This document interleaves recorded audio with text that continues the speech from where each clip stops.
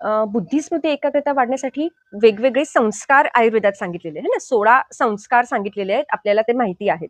संस्कारो ही विशेष गुणांतराधानम उच्यते असं सांगितलेलं आहे. म्हणजे काय? संस्कार म्हणजे काय? एखादा द्रव्याचे दोष काढणं किंवा त्या दोषांना झाकणं, त्याच्यात नवीन चांगले गुण उत्पन्न करणं, ते वाढवणं आणि त्याच्यात पूर्ण आमूलाग्र बदल करणं, याचं नाव संस्कार आहे.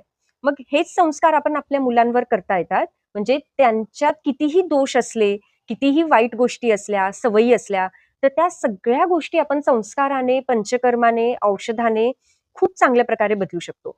काश्यप संहितेत लेहन संस्कार सांगितलेला आहे आणि ते लेहन संस्काराचा आपण प्रॅक्टिकली उपयोग कसा घेतो सगळ्यांना माहिती आहे, की प्रत्येक जण आयुर्वेदिक वैद्य आपल्या क्लिनिकमध्ये दर पुष्य नक्षत्राला सुवर्णप्राशन संस्कार आपण करत असतो.